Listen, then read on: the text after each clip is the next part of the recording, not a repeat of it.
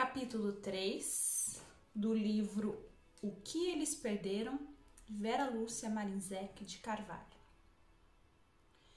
Reunimos-nos 2 semanas depois para falar desse acontecido. Clara e Urbano visitaram Olga e nos deram a notícia. Olga, foi Urbano quem falou. Veio aqui naquele sábado, acordou disposta no domingo, não se lembrou do encontro que teve conosco, mas ficou em sua mente a conversa que tivera com a equipe encarnada. E tentamos fazê-la lembrá-la que não podia mais chamar pelo filho, devia se conformar e ajudá-lo a ficar bem. Foi à casa da vizinha, agradeceu-a e disse que ia ao encontro para o qual fora várias vezes convidada. É uma reunião que acontece no salão de uma igreja, templo católico, onde se reúnem pessoas que se sentem enlutadas pela ausência física de pessoas queridas que mudaram de planos.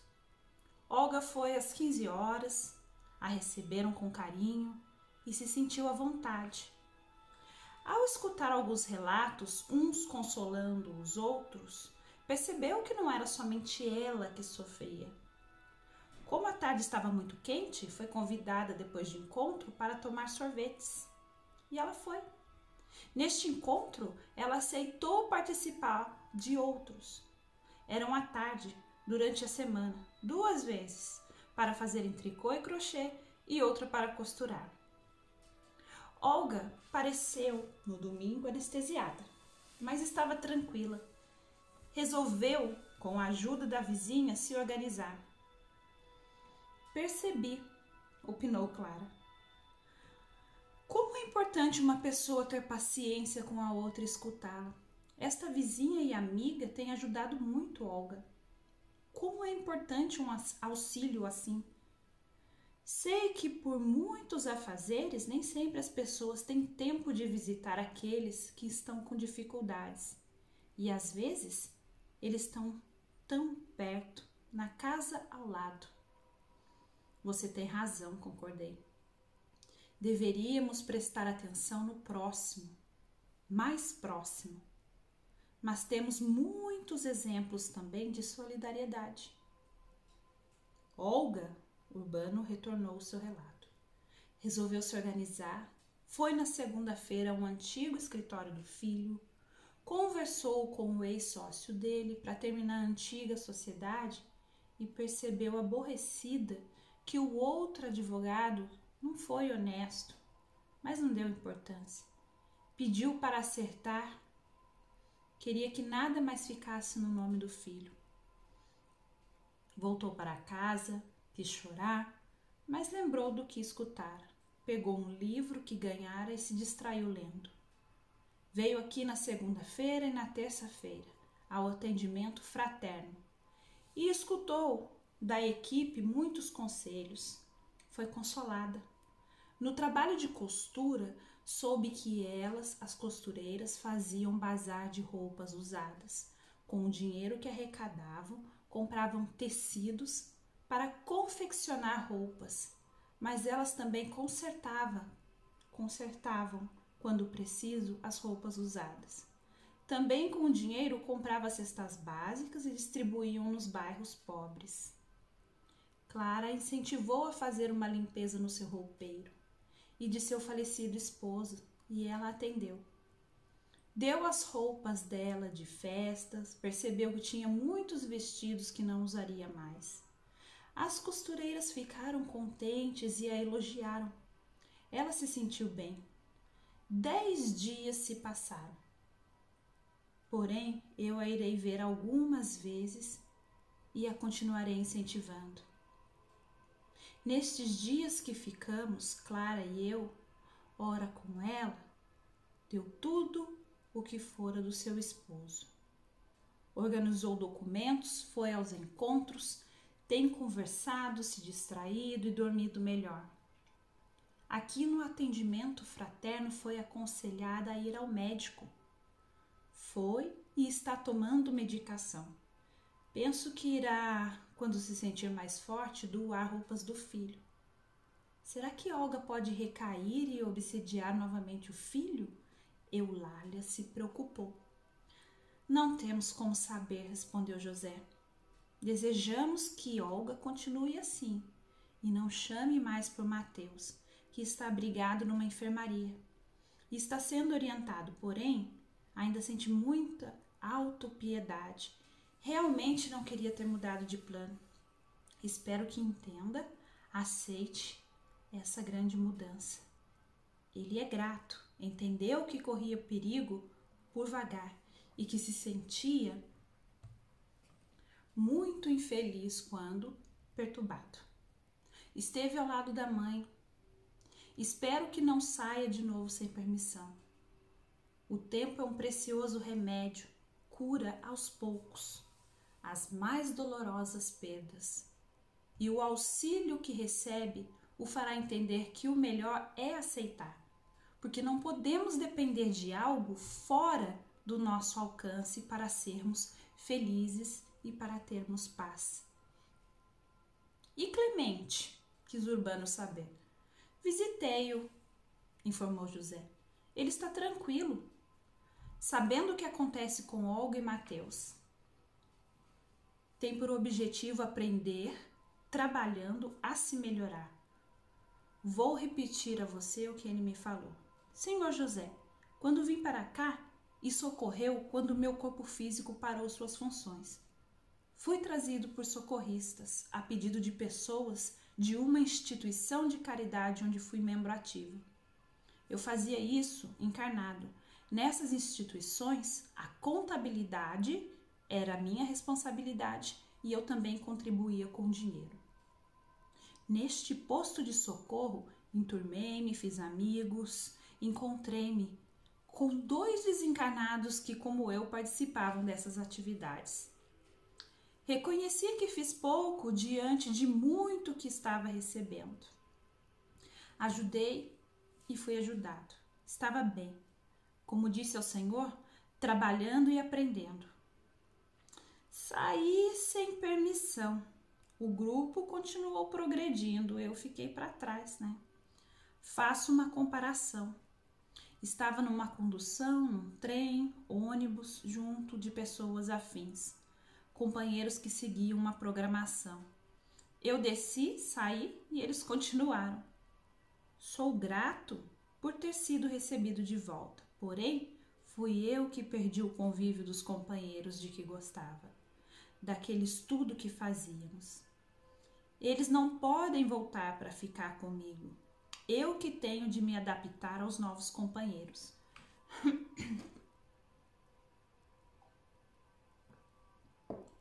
Sei que meus ex-companheiros estão bem à minha frente. Perdi, Senhor José, a oportunidade. A oportunidade esta de estar com eles e de ter seguido em frente. Não quero perder de novo. Vou abraçar com carinho e entusiasmo esta nova oportunidade. Espero, José suspirou. Espero que Clemente consiga. Como ainda sofremos com a desencarnação, exclamou Clara. Meus pais sofreram tanto. Desencarnei por um câncer que me fez sofrer muito. E mesmo me vendo sofrer e sentindo que o melhor era eu desencarnar, eles sentiram bastante.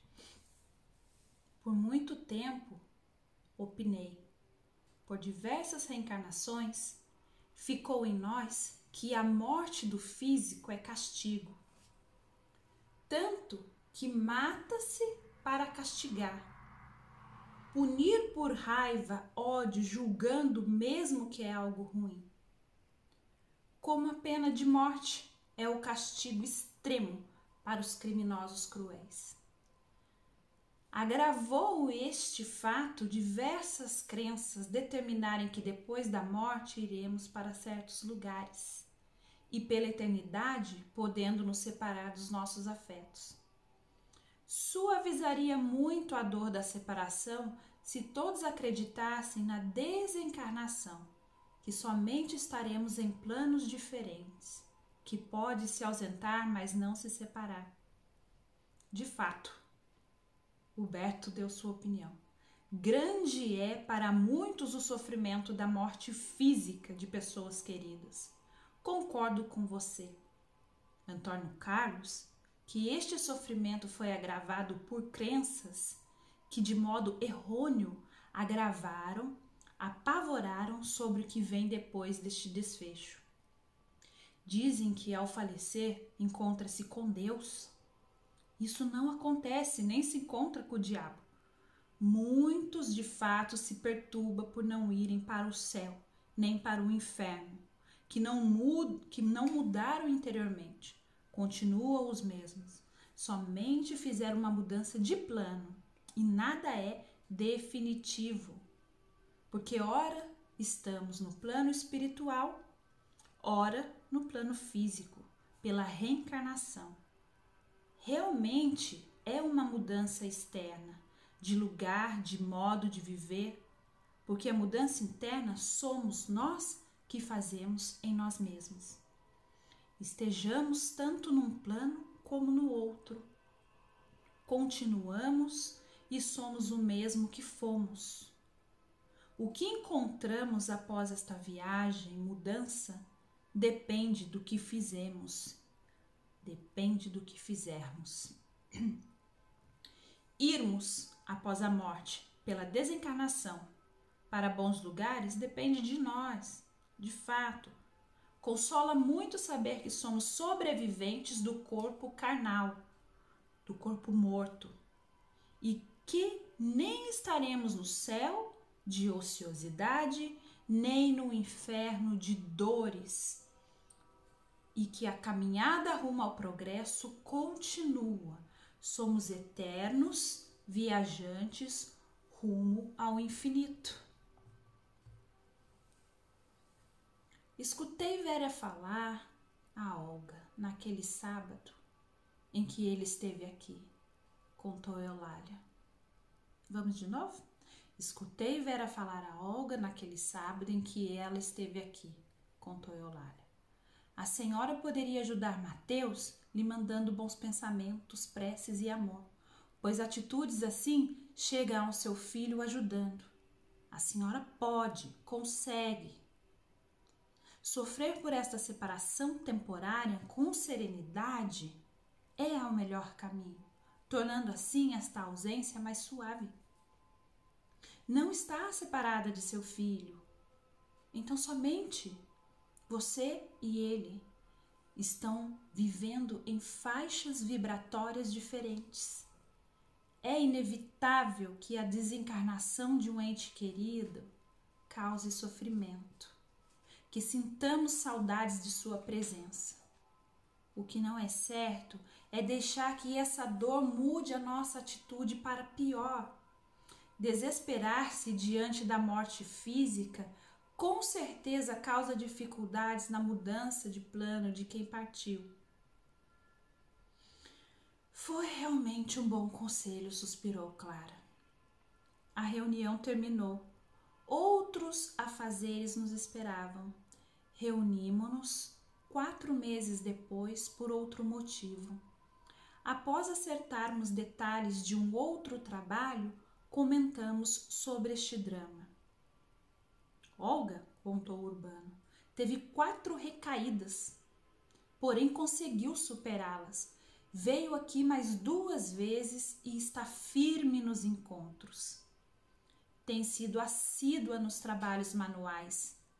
Continua com os tratamentos médicos e com o psicólogo. Mudou-se para um apartamento, comprou móveis e objetos novos. Deu tudo o que fora do seu filho. Ficou somente com fotos e fez um testamento deixando o que possui para 2 sobrinhos, filhos de sua irmã, e um sobrinho de Clemente. Tem feito caridade e lembra com tristeza do período em que ficou só lastimando. Ela sente mais porque entendeu que prejudicou o filho. Mateus, Clara quem deu a notícia. Sei dele porque fui visitá-lo por 2 vezes. Ele melhora. Como a mãe, não a chama mais. Olga, não se desesperando, ele acaba por se sentir melhor. Tem saído da enfermaria para passear pelo jardim e assistir palestras. Ainda sente por ter desencarnado. Queria mesmo estar encarnado. Ele tem planos e me disse: Clarinha, sofri muito no período que estive desencarnado com mamãe. Sofria muito, perturbado. Ora julgava-me encarnado, porém sabia bem que havia desencarnado, porque mamãe lamentava sem parar. Por que meu filho morreu? Pobrezinho, e etc. Explicaram-me que por ver minha perna esmagada quando vi meu corpo no carro, fixei esta imagem. Tive meu corpo físico no acidente muito danificado, mas fixei-me na perna, por isso sentia muitas dores nela. Foi um período muito ruim, não quero isto para mim de novo. Sentia as sensações como se estivesse no corpo físico, frio, fome, sede, que eram amenizadas quando me aproximava de mamãe. Sugava as energias dela e sentia o desespero dela que aumentava o meu. Amo mamãe. Sei que ela fez isto ignorando que me prejudicava.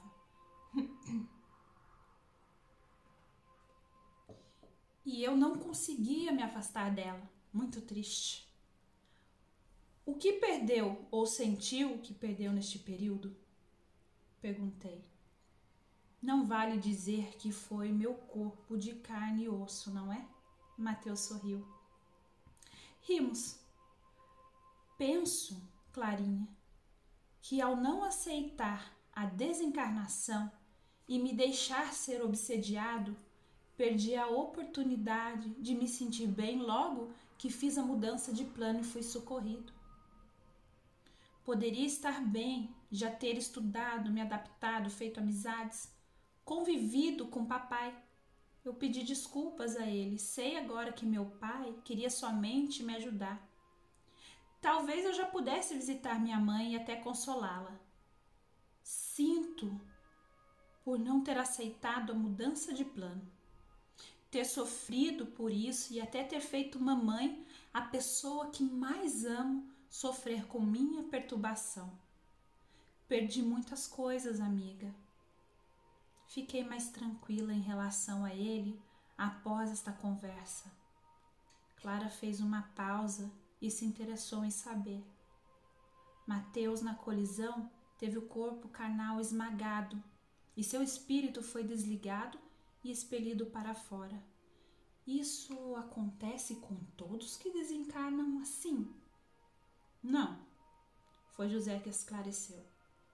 Embora a desencarnação seja uma mudança de plano, o espírito é desligado da matéria física e passa a viver com a matéria espiritual. É como tirar uma roupagem e viver com outra. Esse processo difere muito, depende de cada um. Alguns fazem esta viagem de forma tranquila. Outros se perturbam. Poucos percebem o que aconteceu e a maioria se confunde. Eu tenho visto diversas desencarnações, uns enfermos há tempos.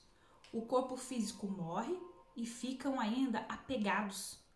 Outros aproveitam a enfermidade para se prepararem e o desligamento é suave. Quando ocorre, como você falou, de forma violenta, a diferença também existe. Ocorreu com Mateus, como ele contou, porém tenho visto desencarnes por acidente em que o desencarnado sente-se desmaiar e de forma confusa sente o que acontece como um pesadelo. Ou nem sente, adormece e quando acorda está em outro lugar. Bom ou não depende somente dele, de suas atitudes. Presenciei casos em que os desencarnados são desligados, ficam junto ao corpo que vestiram e vem o velório e o enterro. Outros ainda permanecem junto aos seus restos mortais, ou nos cemitérios crematórios, ou voltam para os seus ex-lares, ou vão vagar. Socorro realmente para quem merece. O que será que Olga perdeu? Gostaria de saber. Urbano queria entender. Olga obsediou o filho que amava, que ama, por ignorância. Elucidei, porém, todos sabem, de um modo ou de outro, que não se deve desesperar diante de um sofrimento ou de uma situação difícil e que devemos confiar em Deus. Ela se revoltou. Penso que se entendesse agora o que de fato ocorreu, ficaria sentida por ter segurado o filho junto a ela e tê-lo feito sofrer mais ainda. Quem ama, quer o bem do ser amado. Quantas pessoas, pais, no caso, que estudamos? Clemente, que saiu de um abrigo, Olga, que passou a ver e sentir somente esse ocorrido, prejudicaram um afeto? Poderiam ter sofrido com compreensão, querendo e fazendo de tudo para o filho estar bem. Entendo Clemente. Ao saber que a família sofre, passa por dificuldades, deve ser difícil não sair de um abrigo e ir tentar ajudar, opinou Eulália. Sei disso muito bem, José se recordou. Desencarnei novo ainda, deixei filhos pequenos e esposa com dificuldades financeiras. Fui socorrido. Estudar numa colônia, lugar lindo, tratado com fraternidade, sem dores, e vê-los com sérios problemas foi muito complicado. Não fui chamado, mas minha esposa chorava tanto pela minha falta, como por ver os filhos passarem necessidades, até de alimentos, e por não saber o que fazer. Senti-os na colônia chorarem de saudade por sentir minha falta. Se a situação estava difícil comigo doente, piorou com meu desencarne. Ainda bem que não houve desespero, mas eles estavam desesperançosos. Sentia por eu estar bem e eles não. Preferia 1000 vezes que fosse o contrário. Chorei muitas vezes. A luta comigo mesmo foi ferrenha. Como poderia estar bem e eles não? Escutei conselhos, esforcei-me para compreender que tudo passa. Os momentos difíceis também, que meus filhos e esposa eram boas pessoas, que as crianças cresciam, etc. Entendia, mas sofria. Tive permissão para visitá-los, tentei ajudá-los, roguei por ajuda e recebi. Pessoas, principalmente uma a quem sou muito grato, os auxiliou com dinheiro. Como foi difícil para mim retornar à colônia. Lutei comigo. Sabia que se ficasse sem permissão, logo me perturbaria e não os estaria ajudando, mas sim prejudicando. Compreendi que temos de viver onde somos colocados. Deveria ser grato por ter sido socorrido e estar numa colônia. A vida continuava e para todos. Assim mesmo eu sentia, pensava que não devia, não podia estar bem, e se eles passavam por necessidades. Trabalhei, estudei dobrado. Por mérito, tive permissão para outras visitas. Passei a vê-los sempre. Minha ajuda era aconselhá-los, motivá-los, e consegui.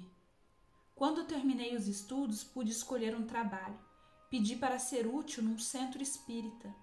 Faria minhas tarefas junto a encarnados, isto para ficar mais fácil vê-los. Todos estes anos me esforcei, tentei auxiliá-los e na maioria das vezes consegui, mas outras não.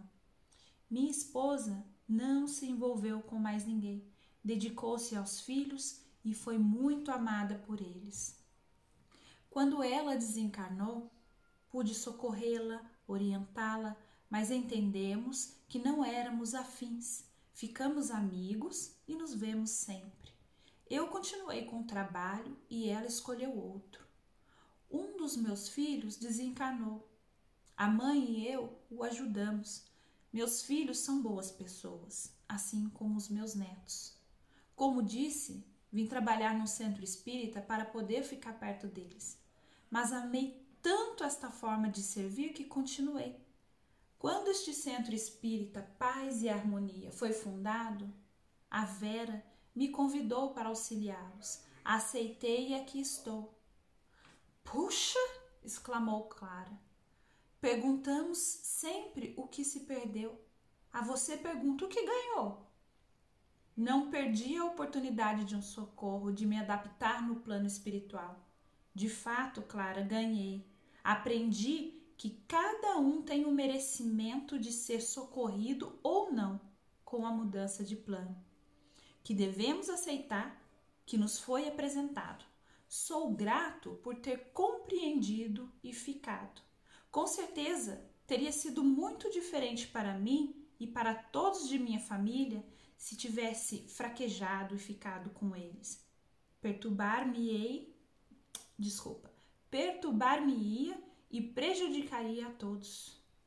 A vocês, meus amigos, confesso que não é fácil estar bem e saber que os que amamos não estão. Emocionamo-nos ao escutar José. Urbano foi quem nos tirou da comoção. Sabe o que Olga, nos trabalhos manuais, bordou num tecido, fez um quadro e colocou na parede da sala? Uns galinhos de violeta, e também bordou a frase: o amor permanece além do tempo e do espaço.